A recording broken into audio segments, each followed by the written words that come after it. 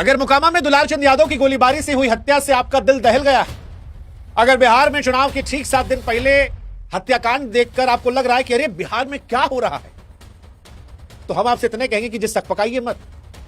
Welcome to Bihar. यह बिहार है, आप नहीं जानते होंगे लेकिन सच यही है कि यह बिहार है जहां गोलियों की गूंज और खून की होली कोई नई बात थोड़ी ना है। यह बिहार है आइए ना हमरा बिहार, जहां बाहुबलियों को टिकट देकर उनके अपराध को वैलिडिटी दी जाती है। सच कहें तो दुलारचंद यादव की मौत सिर्फ एक हत्या नहीं है, बल्कि बिहार की सड़ी हुई उस व्यवस्था का खुला आईना है जिसके एक जमाने में होने का जिक्र लोग करते हैं, लेकिन है वो आज भी। ये घटना सिर्फ मोकामा की नहीं, सच कहें तो पूरे बिहार की आत्मा पर वार है।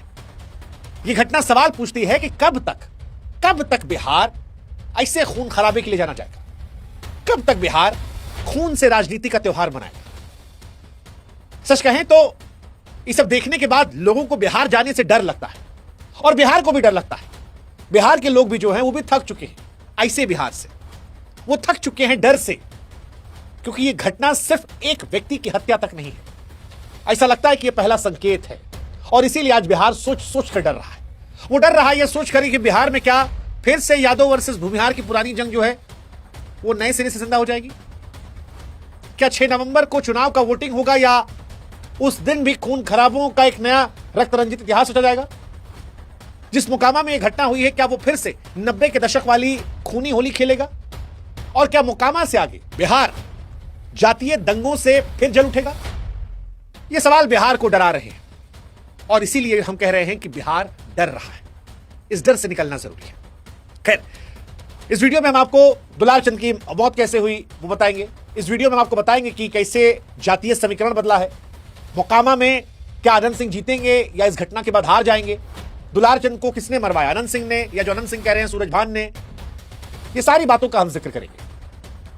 लेकिन हमारी भी आपसे गुजारिश है कि आप हमारे व्हाट्सएप चैनल जुड़िए ताकि लोकतंत्र में जब दिल खोलकर आवाज उठाई जाए तो वो आवाज मजबूत हो। लिंक हमने डिस्क्रिप्शन में और कमेंट सेक्शन में डाल रखा है, जुड़िएगा, अच्छा लगेगा, ताकत मजबूत होगी।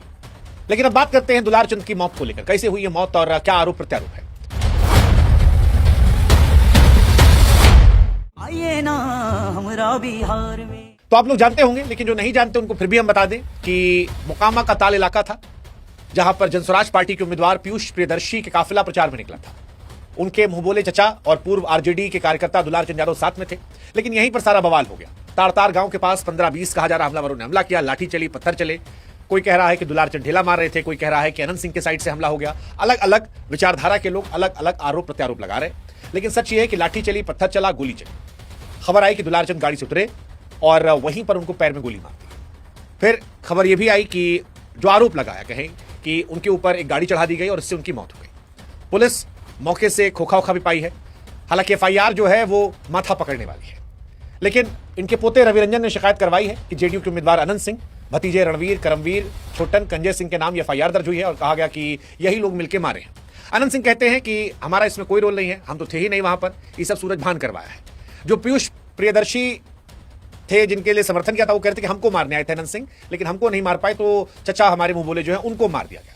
एसपी साहब कह रहे हैं जांच जारी है, उन तक हम जाएंगे। लेकिन कहानी यह है कि तनाव जो है इस वक्त चरम पर है और ये इसलिए क्योंकि ये मामला सिर्फ एक मौत का नहीं, उस सच्चाई का है जो बिहार में सत्ता की लड़ाई को गोलियों की लड़ाई में तब्दील करती है, जहां वोट से नहीं बंदूक से फैसला होता है। और अगर ये दौर नहीं बदला तो 90 के दशक की वो अंधेरी गलियां क्या फिर लौट आएंगी? ये सवाल परेशान कर रहा है।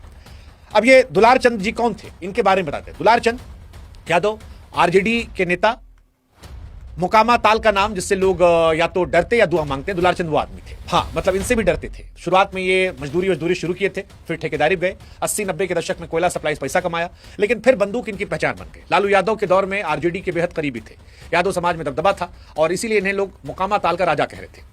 टिकट भी आरजेडी से लड़े, निर्दलीय लड़े, लेकिन जीते कभी नहीं। फिर भी इलाके में इनकी चलती थी और अभी ये जनस्वराज पार्टी को समर्थन कर रहे थे। सोशल मीडिया पर आनंद सिंह को खुलेआम धमकी दे रहे थे, चुनौती दे रहे थे।